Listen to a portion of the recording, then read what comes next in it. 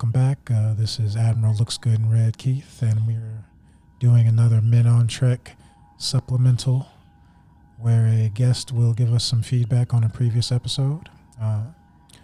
Tonight I have with me Commodore Mudd, and he wants to talk about Balance of Terror.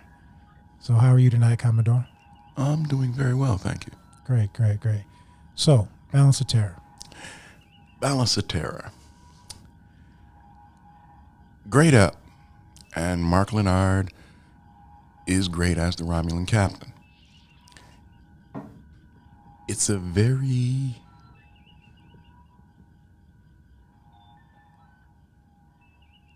cliffhanger-ish, wait and see who wins type thing.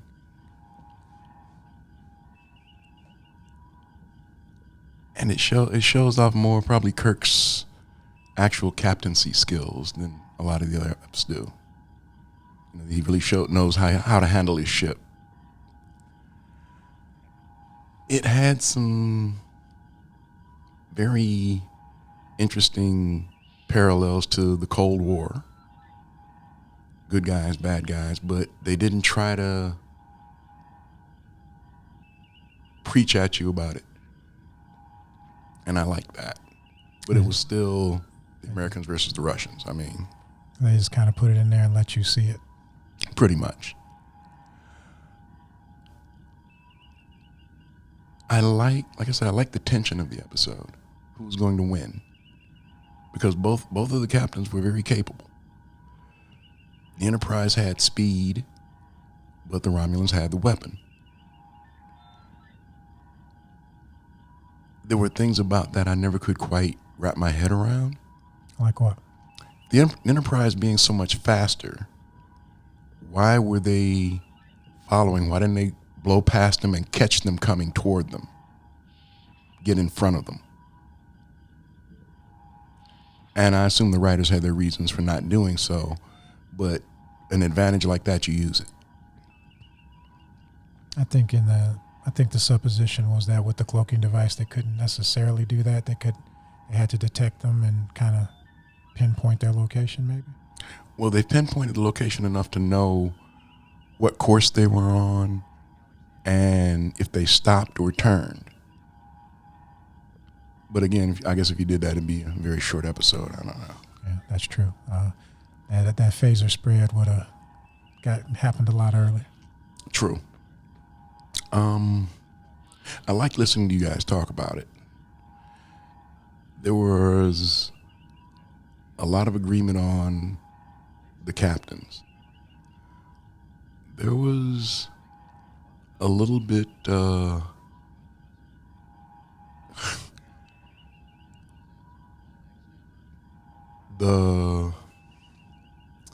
only way I can put it is the macho-ness of those two main characters. That's the only way I can put it.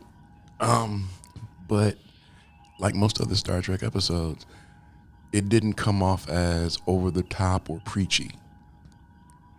This is just two soldiers doing their jobs. Right. And they just happen to be evenly matched. Which makes it great. Well, most of the writing in the show was like that. It sucked you in.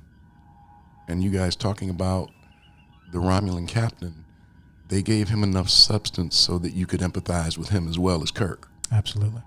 He was a sympathetic enemy, or what in old writings is known as an honorable enemy. He didn't make any pretense about what he was, but he didn't come off as evil. If anything, he was just doing his duty. And Mark Lenard put enough into it so that you could tell he wasn't exactly happy with that duty. But he was doing it. He was going to do it.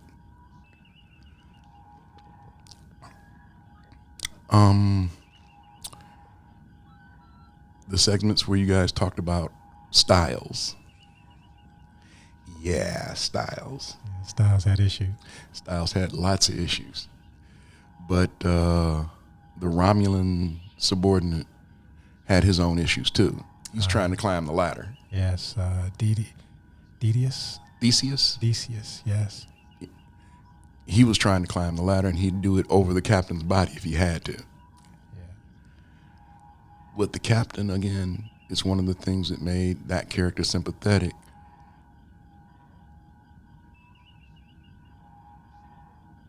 By rights, considering the way their culture is set up, the instances of insubordination his version of Styles gave him, it might have been enough for him to flush him out of airlock. Yeah, I think we mentioned that we might have handled it that way. But he didn't, and because he didn't, it made him more admirable. Yeah, I know you out to get me, but not today. Go over there and sit down. I'm going to go handle this guy. Again, it made the episode watchable. It made the Romulan captain admirable. One thing I thought of, though, and you guys didn't touch on it. I mean, I know everything runs in cycles. It repeats. He put a nuke in the debris. When I first saw that after this time, John Sheridan mining the asteroids, and I'm wondering if maybe, Oh, somebody saw Balance of Terror. Yeah, and decided, that's a pretty good trick. But that's what popped into my head. I was like, where have I heard that trick before? A nuke in the middle. Oh, yeah. And if you know who John Sheridan is, put it in the comments and let us know who John Sheridan is. Yeah, that is kind of a out there one if they're not really into sci-fi. Don't tell them. Oh, no, I'm not. But all in all, like I said, it's a good episode, but it's not one of the episodes that are just dripping adrenaline. There's a lot of quiet. There's a lot of waiting. You said tension early on, and I that's what struck me about the episode. It does a great job of building real tension. Again, it's an example of why this series has stood the test of time. I mean, it's 60 years old now? A little more. And, you can still buy all the episodes. They've done a remastered version of them. And sometimes, you go to order those, and those are out of stock. So there's a whole new generation coming along that are just discovering these shows. And I think that's a good thing. Oh, yeah. And that's part of the fun for us as we go back and revisit these episodes. We're watching the remastered episodes, and they were very thoughtfully done, and they really enhance it without taking anything away from the original writing. If you haven't seen the remastered episode, you really should give it a look. And I've got the original episodes on the original DVDs, but after I saw a little short documentary of them remastering them, and now I want the remastered versions. So eventually I'll get those. Yeah, they rock. So back to Balance of Terror. And we got these two captains facing off, and there's real tension. What's your thought? What's your favorite part of the episode, or what grabs you about the episode the most? The end. I mean, all through the episode, there's been the insinuation or the innuendo. Even though the crew of the Enterprise had never seen Romulans, but there was that understanding or that belief that Romulans were just angry Vulcans. But when they finally see him, even Spock's eyebrow raises. Like, okay, wow, they really are. And Leonard, again,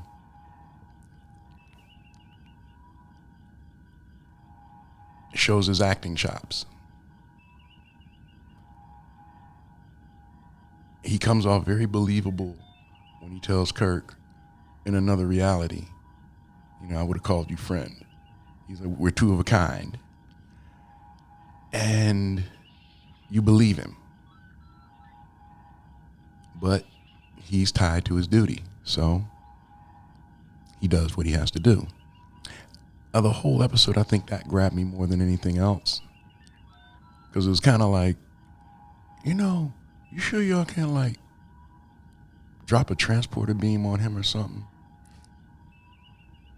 You would have liked to have seen him again?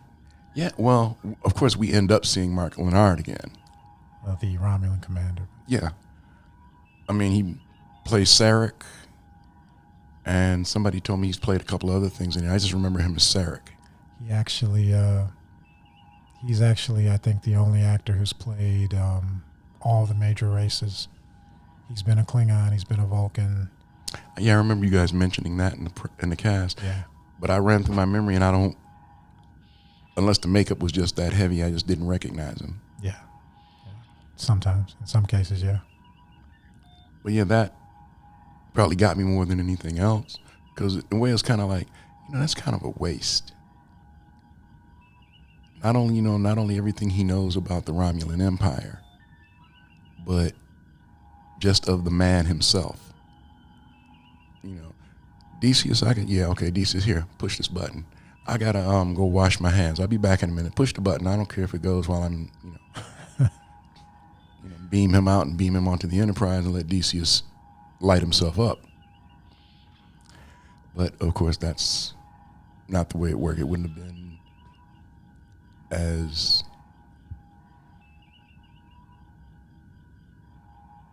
it wouldn't have been the character. So I guess that's a good ep. I mean, it's a harbinger of, a lot of the other eps in the series. Many people say there's a strong argument that it's the number one old series episode. Among the men on Trek crew, Captain Daystrom says it's his number one. Captain Palpatine and I, it's in our top 5, but it's not number one. Yeah, I'll have to go along with you and Palpatine. It's up there, but it's not number one. There's so many good episodes. I'd have a really hard time trying to really tag one as number one. Well, that's kind of been the fun for us, getting back into these after so long.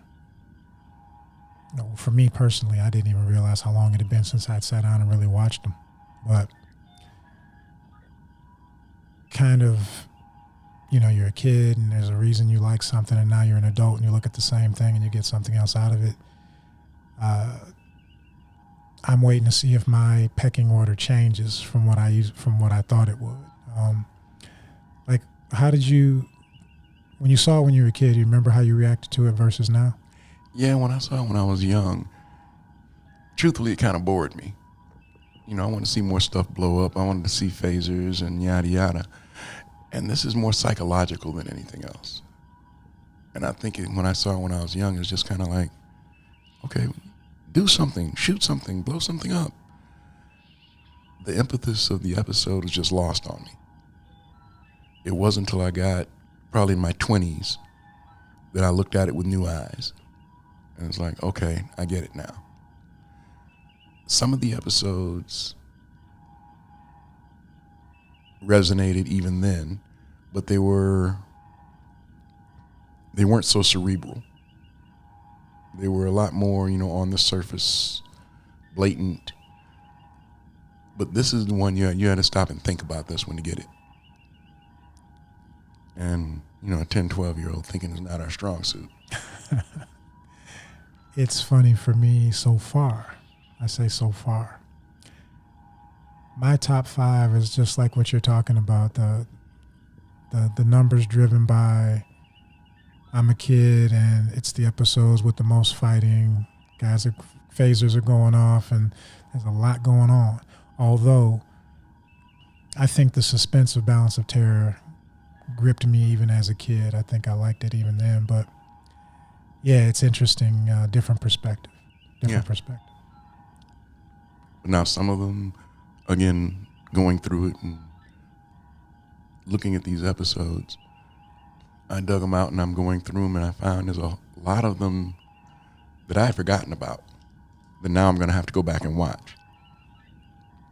And to your point, I'm kind of wondering how my impressions of them are going to change now that I'm older. Right. Are the ones that I really liked as a kid going to still be the ones I like? Or is it going to be some that As a kid, I was like, eh. And now I'm going to be like, yeah. I don't know. The show is so good across the board that it's hard to pick and choose. So in our coverage of the episode, was there something that we did or said that really jumped out at you? Something you thought was good, or maybe not so good? Well, I like the back and forth, the byplay, where you're talking about the captains, about the Romulan commander and Kirk, about how they handle their crews, how they handle their ships. I like that because, in a nutshell, that's actually what the episode was about. Those two men. Yeah, absolutely. Everything else was a showcase to them. And I like that you got that.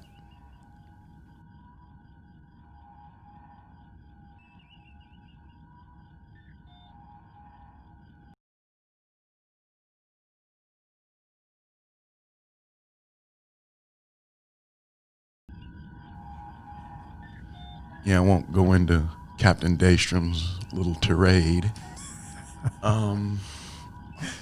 Yeah, we're trying to live that down. Red alert. Well, in a lot of ways, I can see his point. Absolutely, yeah. It's politically correct, not so much, but Kirk is who Kirk is. And part of what makes him Kirk is he doesn't make any apologies for it. No, he doesn't. And that's in contrast to a lot of what we see in today's entertainment. There's explanations, there's apologies. Well, I like this, but I'm sorry. And Kirk is like, no, I'm going to go over here and do this. You can like me, not like me. I really don't care. Self-assured. Well, I mean, there are 12 or 13 starships.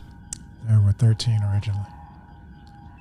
And another point you guys raised, out of all the races and all the would-be captains, to get one of those chairs is what, the 0.1% maybe, or even less. Yeah, when you really get into it, it's special. It's a rare thing. What's that old saying? It ain't bragging if you can do it. That's what they say.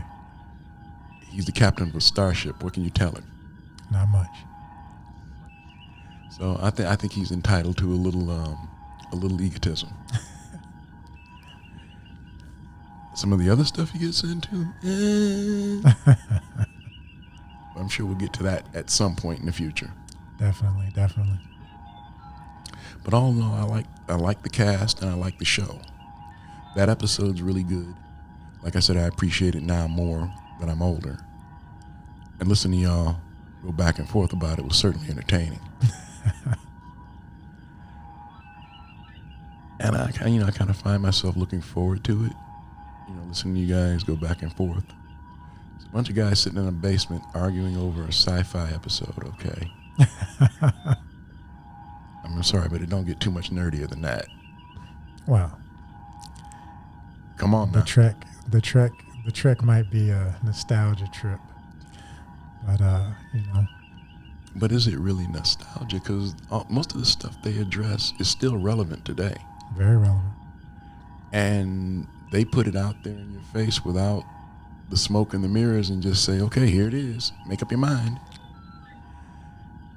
And I find that's really something rare as far as entertainment, for something to withstand the test of time that long and still come out and be relevant. Exactly. And that's why we started this. I mean, there are a lot of episodes I'm looking forward to rewatching again with new eyes. And I really want to hear y'all tear them apart. I don't know all the, I don't memorize all the episode titles, but there's a couple in my head, and I'm really looking forward to see how this works out. Yeah, we're working through it. So we encourage you to throw your request in, and anybody else that's listening, put it in the comments. What episode do you want us to cover that we haven't covered? Considering everything that's going on right now, you're going to have to help me because I'm not sure I know the title. Frank Gorshin, the guy that played the Riddler in Batman, he's one of the main people in it. It's a race of people that are divided right down the middle. White on one side, black on the other. Oh, yeah. And the only difference between them is which side of their face is which color. Yes, and I'm drawing a total blank on that episode. I know exactly what you're talking about, though. But they end up with their entire world burning. Right. And considering, everything that's going on now, I think there's a lesson to be learned there somewhere. Quite possibly. So, on Balance of Terror, I think we've appreciate your feedback. I think it's very relevant. Any other parting thoughts before we head for the turbo lift?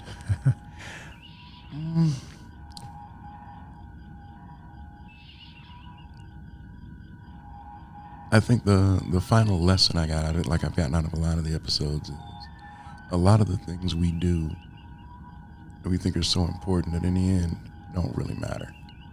The only thing that matters is, like Kirk and the Romulan commanders, is our own integrity. And that episode demonstrated that very well. Interesting. All right, Commodore Mudd. Well, thanks for taking the time.